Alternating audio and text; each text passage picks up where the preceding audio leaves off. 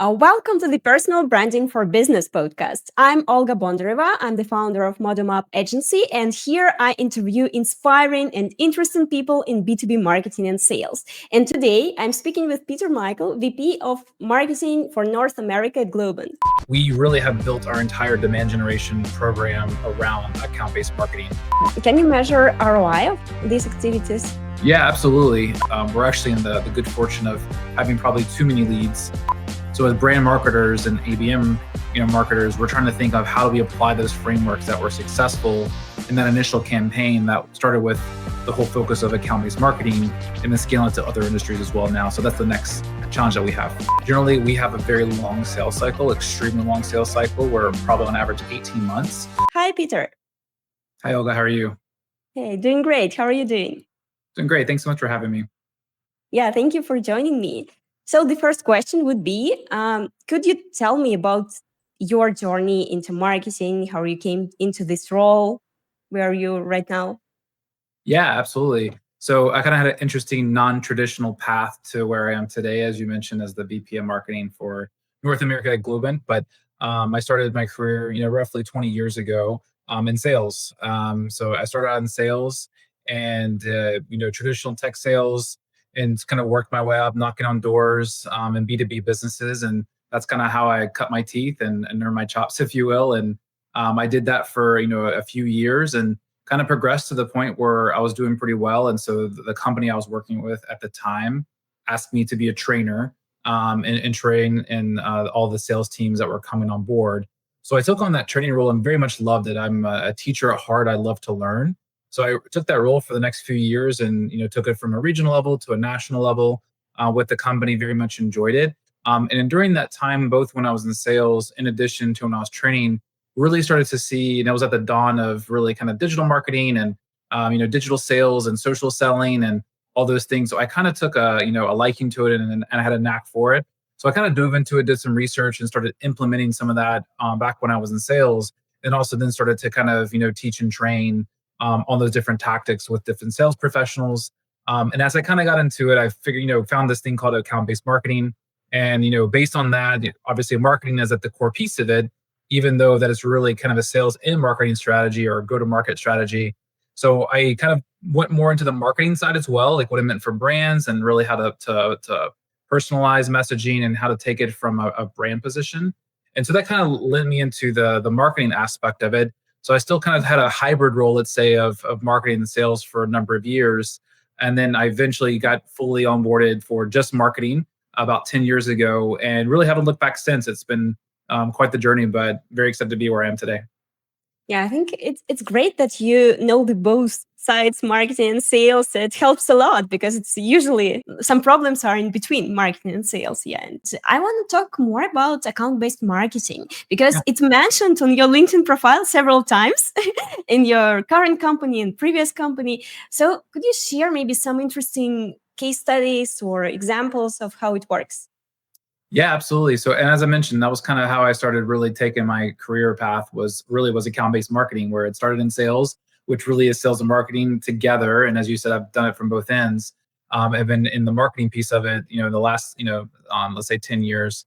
And so within that, kind of how I started was just kind of doing some research, as I mentioned, and right now today in my current role at Globant, we really have built our entire demand generation program around account-based marketing.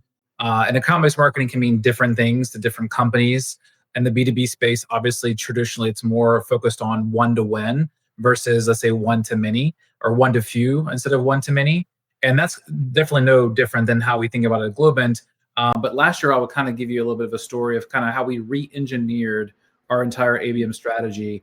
And we did that for a few different reasons. One, we were looking for new tools, new strategies, new go-to-market strategies, with all the AI tools, which we might talk about later, incorporating some of those different, let's say frameworks into our process.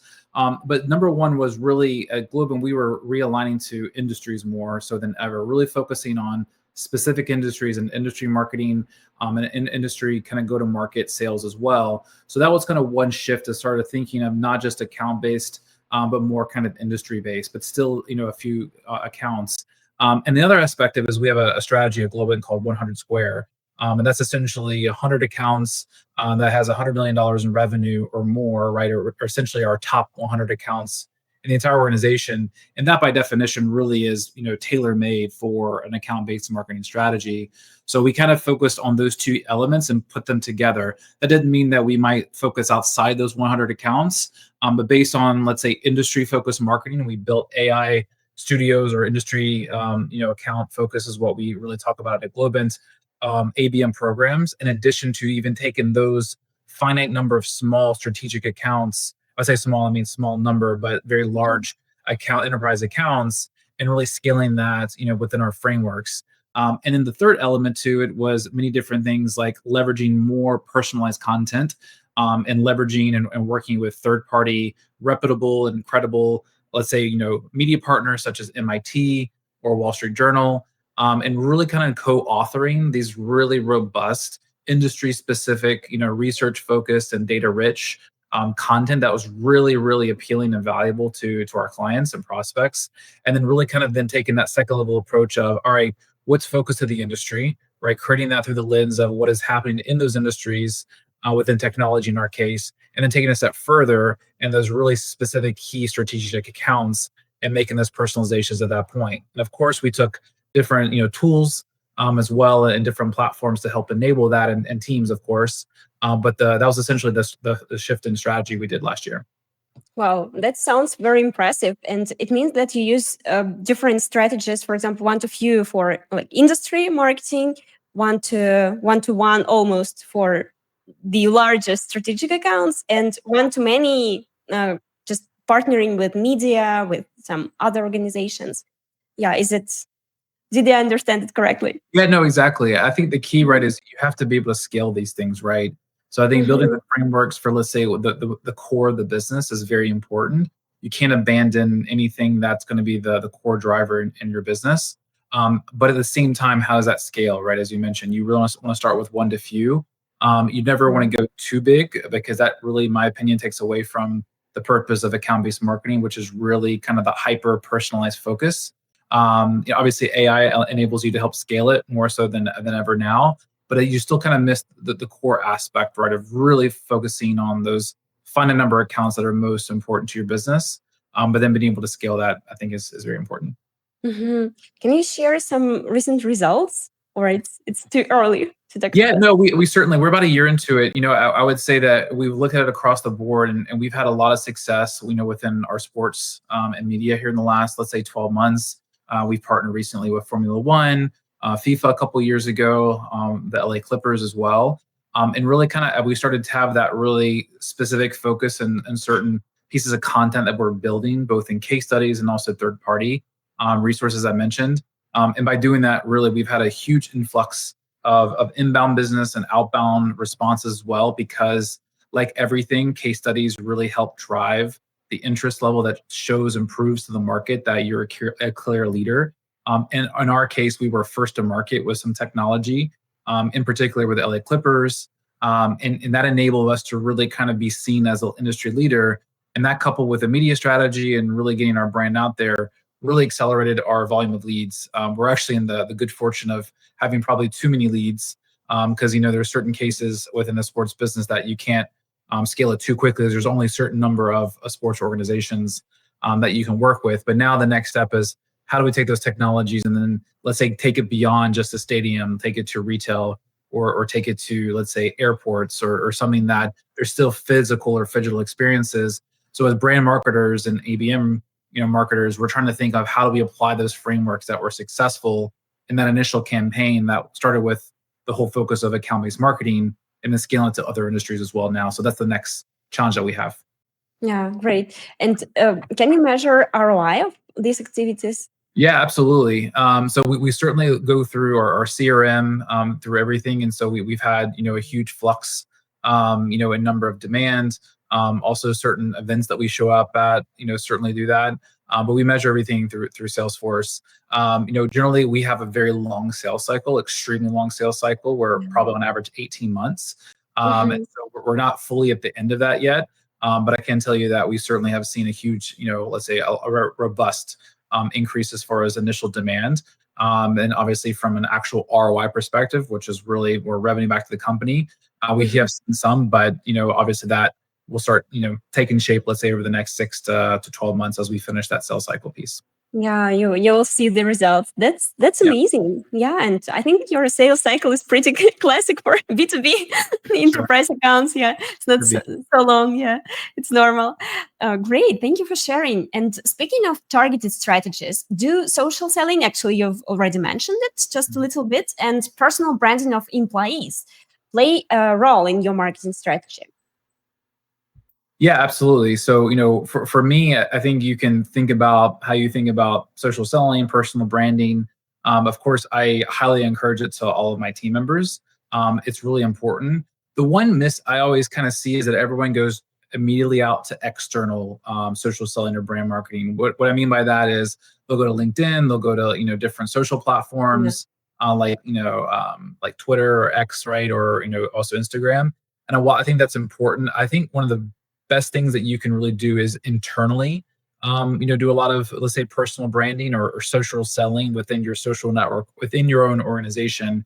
So I really encourage my team to first really build the brand, a personal brand within their own company, so in my case Globant, because often you can kind of isolate yourself from an external, everyone's seeing what you're doing and you're building this great social brand or just personal brand, let's say online or in a social platform capacity, talking in conferences, but internally, not really, you don't have really strong relationships, right? And I think that's where it starts. So I really encourage to build those communities within the company itself and build your own personal brand within your organization. So they know that, Pete is really great at this or Olga's really great at that. And so they know to go to you first before let's say going outside the company. Because many times we, use third party consultancy companies, which is totally normal and a great strategy, but oftentimes Mhm. that, let's say, knowledge base might be already in the organization, and maybe you just haven't done a good enough job of really branding yourself internally.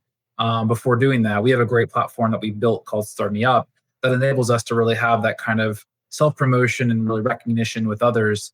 But there are other things such as Slack and other different types of communication channels to do that, to make sure you build those strong relationships. But I would say once you build that strong internal brand, personal brand, absolutely going externally is very important. I think there's a balance of, let's say, career building or career, let's say, positioning, as well as job branding or positioning.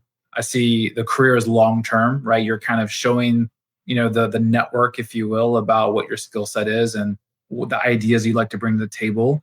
And then the job being the short term, right? Which is kind of what I'm doing now and like how I'm helping my organization.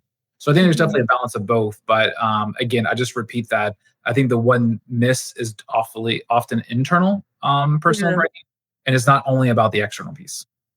Yeah, it's a good question because when I worked at Microsoft, everyone just repeated visibility, visibility inside the company. Yeah, it helps a lot with career development. Yeah, it's a good point.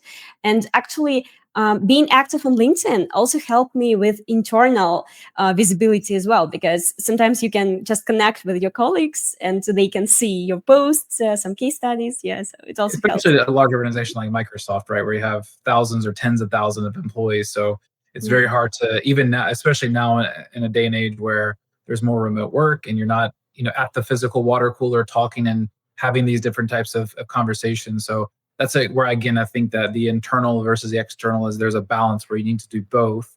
And it certainly serves yourself well, but also your organization well. And definitely not afraid to raise your hand and kind of show the skill set you can bring and the things you're interested in too, because that plays a huge role in your career development.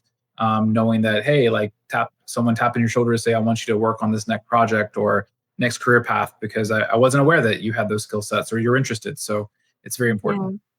Yeah, very important. And as a marketing professional, can you see any value in personal profiles of employees, so you can use them somehow? It maybe sounds a little bit cynical how to use personal profiles of employees, but still, it's a great tool, great channel maybe to communicate with the audience. Do you use them somehow? What do you think about it? Yeah, absolutely. I mean, of course, LinkedIn being the primary source from, let's say an external voice perspective, right? Especially in the B2B world where it very much is, business focused. Certainly like X is another great platform in many different capacities, depending on your industry and depends on how you want to put yourself out there. I've written articles on Medium, as well as like LinkedIn as well, trying to, publish your thought leadership perspective and doing things like that. But I definitely think, as I was saying before, in your previous question, I think there's Mhm. definitely, you need to help promote your company, right? That's part of being, a great, let's say like employee, is helping tell your company story, especially as a brand marketer, right? And really making sure that that brand in the go-to-market strategy and your value offering is getting out to your network. I've myself had many of, let's say, inbound leads, right, with just my own personal network of saying, hey, I saw this about F1. I'm partnering with F1 and curious to hear what you're doing, right? So that in Mhm. itself can bring opportunities, which is just great, being a great value add to your organization. But at the same time, as I mentioned, carving out your own voice, because your own Mhm. voice needs to stick out. That you need, even I'm not saying it should obviously be aligned with your organizations, but you have to find your own spin, right? And that's what creates that personalized, brand that you can kind of point out. And that could be, tied or intertwined with your personal passions. Mine being like I'm a huge coffee nerd, and I like to play pickleball, and I love to cook, and I love to travel, and so I kind of find ways to intertwine those things of my personal passions and my family, right, to bring into the world, and to the business world, should I say? Because I think those common interests sometimes, are a great way to connect, at a, a first level, and then that goes beyond that. And I think it certainly helps to tell stories as well, right? Of kind of how you're going to market. And I mentioned sports, and sports is a huge passion for many people, and it's easy for people to connect with that as we're telling how we've impacted technology, at a Formula One, or let's say the NBA, LA Clippers, FIFA, because there's so many huge, let's say, fanatics over these types of sports, and talking about how Yeah. technology plays a role in that. And obviously, myself and Globin is just a part of that. Yeah, and these topics are very emotional for many people. Sure. Yeah, resonates for sure. Absolutely. Yeah, and I've noticed that you are very active on LinkedIn yourself. How did you find your own voice? So you've mentioned something about personal content, Yeah. but maybe it was a process. Yeah, no, I think for me, I very much love, like, I'm very fortunate of working for Globant, right? Because we have so many great platforms already to tell and great stories to tell. As I mentioned, that are exciting, that are not just boring, let's say, like, software or whatever, but we're truly impacting the lives and, the experiences of so many consumers and users and organizations. So, being able to tell those stories, and kind of retell those stories, and many times of just being able to reshare content. I think that's, for people wanting to start out, obviously that this first step is just to, reshare content. I'm in the good fortune of being in a company where we tell really great and incredible stories of the work we do and how we impact lives. But even if you're not, there's lots of other great, content creators out there that you can, let's say, reshare and add some thoughts to it. So that's the second step, right? Adding some thoughts to that. And so oftentimes it might be, me kind of giving a small spin on how my network of people might relate to a certain story, right? So I kind of give just a few thoughts there, and not overthinking it, right? I think sometimes, go with It's your gut, important. right? Just go in with your gut. Obviously, you need to, make sure what you're saying out there, of course, is professional and is aligned with the organization you're working with. But ultimately, kind of just resharing some thoughts. And the third piece, right, is obviously the most difficult, which is creating your own content. It takes time, it takes research, it takes thought, and a lot of intention. Truthfully, I'm probably not as good as I once was, because as you kind of start getting to different, responsibilities, it becomes more difficult to manage that time, and with family, everything else, right? But still at the same time, taking some time to really be intentional about that, and creating content is really important, even if it's at, a very, small level. So yeah, I would definitely say it's something that I've tried to prioritize and try to, make it a balance of, again, personal versus, also professional. Yeah, sounds great. And I believe that discipline and systematic approach really helps. Yeah, this so it's Of important course. to allocate a little bit of time for that. Yeah, that's great. And you've mentioned that it brought you some inbound leads, and maybe it gives you something else. What does it give you? Like Yeah, I developing mean, your right. I profile. think a lot of it, of course, the business aspect is great, and you feel as an employee of your organization value of, let's say, bringing business to the company. But beyond that, obviously, I think, learning and knowledge is probably one of the most important things, in addition to networking. So I would say from a personal brand perspective, I think building a very solid network, right, a diverse network, I think is the most important thing, because oftentimes you can be stuck in a very one note type of network, right, where you have only, let's say, executives in certain levels, or in certain industries. And I think as diverse of a network you can get, both in industry, but also in background, different styles of thoughts, everything else, culture, I think is extremely important, because that really sets yourself up well later, as you move into new ventures, being able to tap into that. So I think building a diverse network should be a focus and a priority for a lot of people. And at the same time, it's really all about making sure that you put yourself out there in a very professional manner, and making sure that you're always being cognizant of how this is going to be reacted to the market, et cetera. Yeah.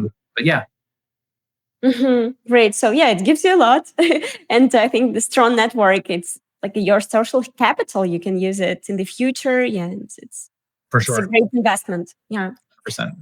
Yeah, and our podcast is about personal branding, and not only, but it's one of the topics. And one of the elements is that I think that it's connected. That you've joined as a judge for the Elevate B2B Marketing Awards, and congratulations, by the way. Yeah. So does it help you grow your personal brand somehow? Yeah, absolutely. So actually, I just recently completed two awards that I was lucky enough to be a judge on. One was Elevate, as you mentioned. The other Mhm. was Gartner for Marketing Awards. Wow. And I did them at the same time this spring, which was great. Obviously, it's always an honor and a privilege to be part of that. I do think it certainly helps you build your brand as you get yourself out there, and you're putting your name on, associated with certain brands. But also for me, I think the huge value of doing that is the learning. Right, I very much enjoy taking a look at different case studies and different strategies that are being done, innovative strategies, let's say at times, being done within our craft, which is marketing. So being able to like see that and be a part of looking at peers and see what they're doing differently, I think is just great from my perspective to see, wow, I can take some of these strategies and incorporate that into our own, or just other ways of just kind of recognizing great work in general, which I think is another great opportunity being a judge. But yeah, it doesn't, if it's a judge or for a speaking opportunity or even contributing to an article as a quote, I think certainly helps you build your personal brand. I think it's a great, you being a great ambassador for your organization as well. And then at the same time, I think it just kind of helps build that long-term capital within your own personal brand as well. So, but yeah, I very much enjoyed being on both of those, and it was great to recognize a lot of great peers that are doing great work in marketing around the world. For sure. Yeah, and for being a judge, it's more about it's more about some inspiration and some new ideas. So, and have you noticed some maybe interesting B2B marketing trends? Can you can share?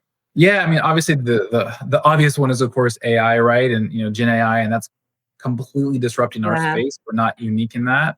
To kind of give it a little step further, it's beyond just content creation and it's digital marketing, SEO. There's so much that's really flipping us on its head because of the capabilities. Data being a very important one of that one. What I would also say though is maybe another trend that you're kind of starting to see is kind of the design piece as well, like, as far as how you think about the design, because, that completely changes how you approach a certain campaign on, going through the traditional process of building a certain campaign and building the design assets. And you can kind of even start with that and kind of, because of the different tools and AI tools available, you can kind of start with the ideation of the visuals on the front end that kind of carries it all the way through the end. Where oftentimes you kind of build a brief, like you kind of go through the process of for a campaign, and then you're finally at the very end starting to get the visuals right there. And those who are very visual learners and doers like myself, it's really helpful to kind of see the direction you're going in a very quick way, and then not being as dependent before as you were before. So all those things are certainly from an AI capability perspective.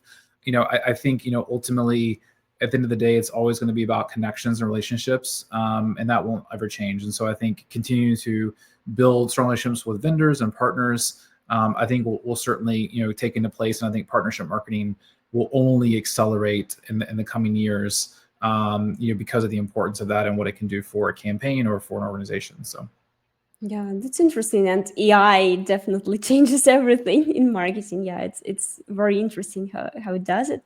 So and it's the conference at South by Southwest Mhm. 2025. You had a conversation with Jerry Bryan about AI-led personalization in media. So it's kind of related to marketing and the AI in marketing. Could you share more maybe about it and how B2B companies can use AI today?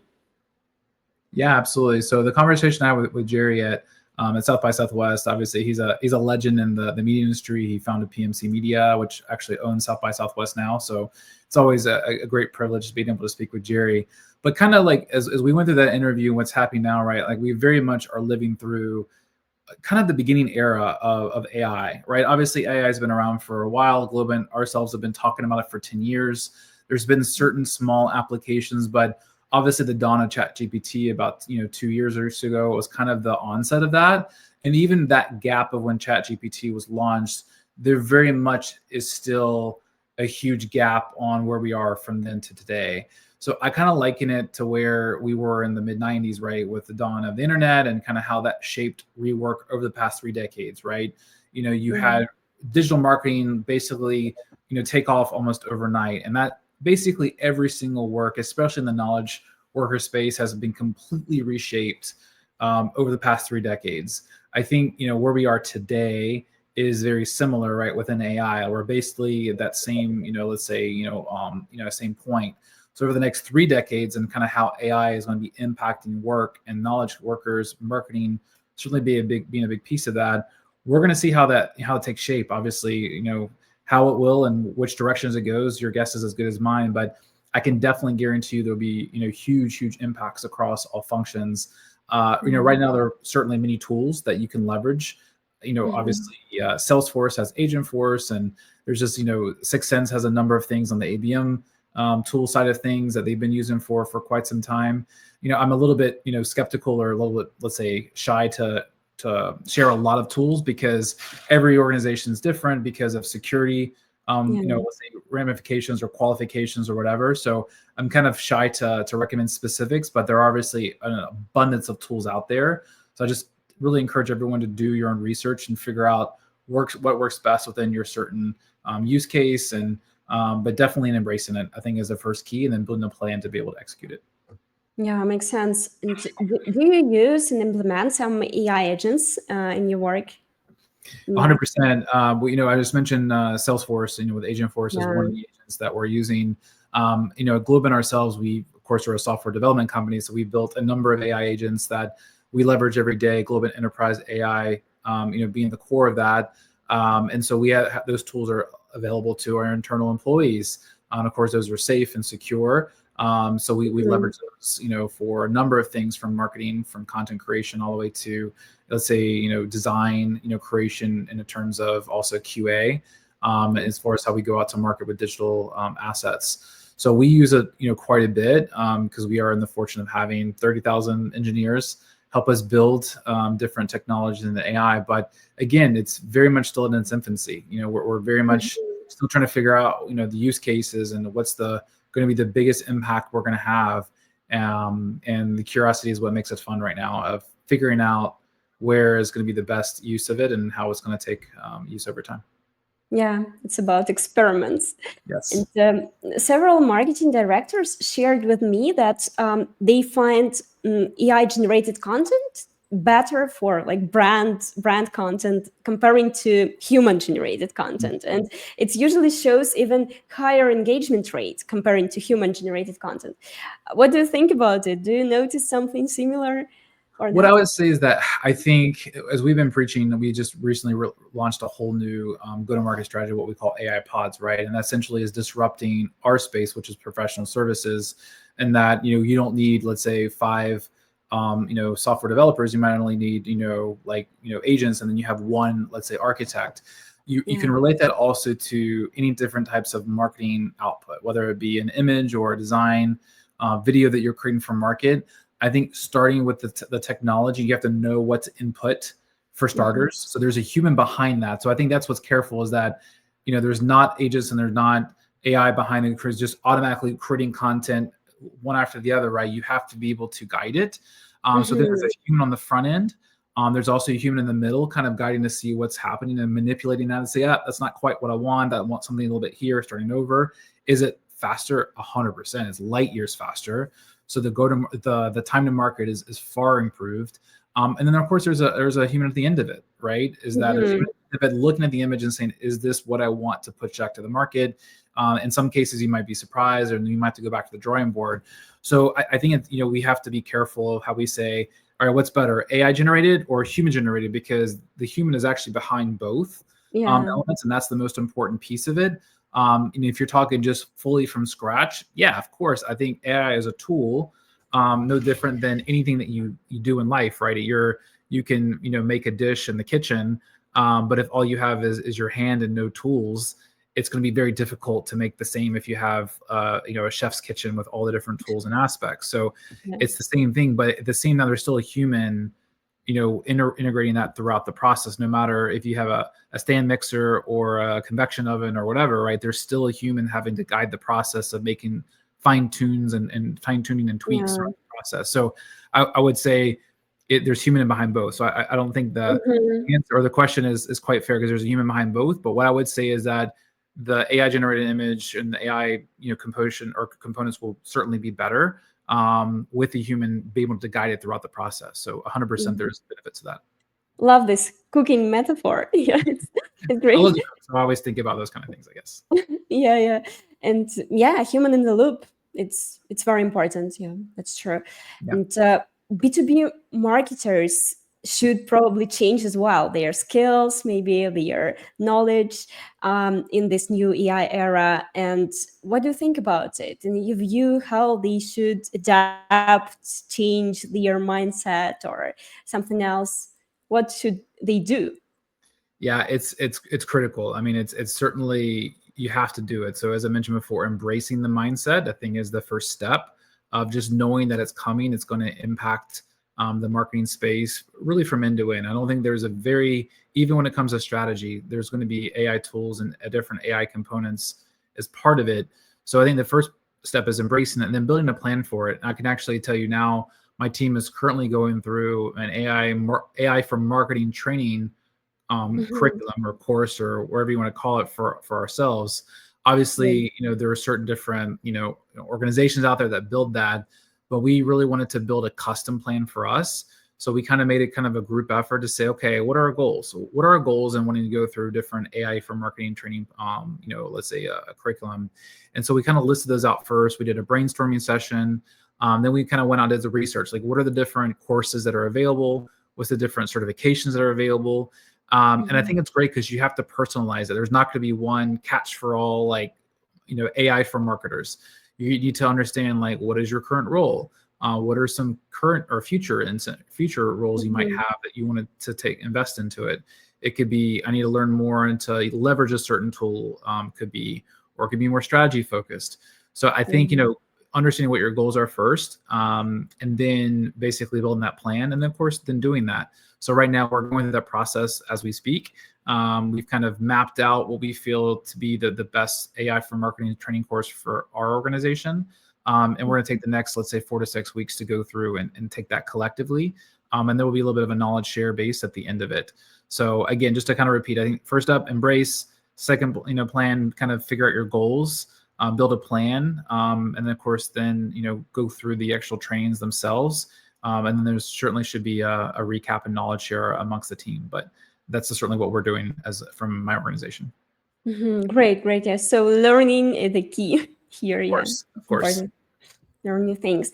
And for those maybe marketers or just beginners who want to dive a little bit deeper into these topics of maybe AI driven marketing or account based marketing, which we discussed previously, could you recommend maybe some resources? Maybe books or podcasts or something else you like and listen or read and recommend to others. Yeah, absolutely. So there's obviously a number of different thought leaders, great brands out there that share great content around social selling and brand marketing and ABM and, let's say, AI for marketing. Three that I've kind of always followed and really appreciated: Jill Rowley. She Mhm. kind of was kind of the dawn of social selling many years ago. So I've kind of always followed a lot of her content, and she has a number of books. So I would definitely follow some of that from the personal brand perspective and social selling Mhm. component. Another one is Sangram Vadri. I think I'm saying his name right. Mhm. He was essentially the founder of Terminus, an ABM platform, and has taken off a number of different books that he's written. He's very dynamic and very engaging. I've been to a number of his talks.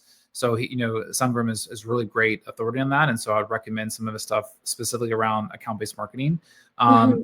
On the technology side, Scott Brinker is kind of very much the godfather of Martech in many ways, and I've read a number of his books as well, and he gives a number of talks around that. He's leaning, of course, a lot into AI for marketing because that's kind of his background, which is technology turned into marketing. So I would Yeah. definitely recommend him on that. From a brand perspective, I can name a couple of brands that I think have done a good job of building courses. Six Sense being one of them. Demand Base is another great company that, of course, they have their own tool. They're very biased in their tools, Mhm. but they also build a lot of great content around account-based marketing and strategies. So I certainly would recommend them. HubSpot also does a great job with their training courses. We're not a HubSpot shop. I have used them in the past, but I think they do a great job of building content that is free and Mhm. accessible to lots of marketers out there. So again, just to list a few. Obviously, there's many out there, but that's the ones that I've always seen as kind of the North Star of kind of how they build content. Wow, many very useful and great resources. Thank you for recommending them. Of So, course. and yeah, at the end of our podcast, would you like to add something or share some thoughts, like maybe to wish something to some B2B marketers, modern B2B marketers, how to live and work in today's world? Yeah, sure. I mean, I think we've shared lots of kind of more, let's say operational, tactical, strategic ways of doing marketing and account-based marketing, different, gamuts within AI marketing. I think the most important, let's say, career advice I've gotten is to kind of build yourself around really, fun, exciting, smart people. And that's kind of been my guiding force, right? Where, wake up every day and I love the people I work with. And that's was intentional, right? I hire for people that I like to work with and want to be around and have a curiosity. I will always hire someone that I has a better culture fit, that has more skills and more years of experience, because you can always skill up, but you can't Yeah. culture up, if that makes any sense. And I'm not going to go through the whole culture thing, but what I mean by that is like surrounding yourself with good people. I think is the most important thing, and if you don't feel like you have that, I think there's a certain way you can build around that too. So I think we have a very work hard, play hard, let's say mentality and ethos and motto at our organization. And that's what makes it fun, right? That what makes it fun. And I think success follows that. It's always worked for me. And I talked to many other peers that also kind of follow that same path. So yeah, work hard, play hard, surround yourself with fun, interesting, smart, creative people. And I feel like success always will follow you. So just more of a kind of a life advice more than anything else, but just something I would share. Thank you so much. Especially in this AI world, it's important to the human relationships, yeah, are way more valuable right now. So thank you so much and appreciate your insights and your experience and case studies. So it was very valuable. Thank you. Of course. Thanks so much for having me again, Olga.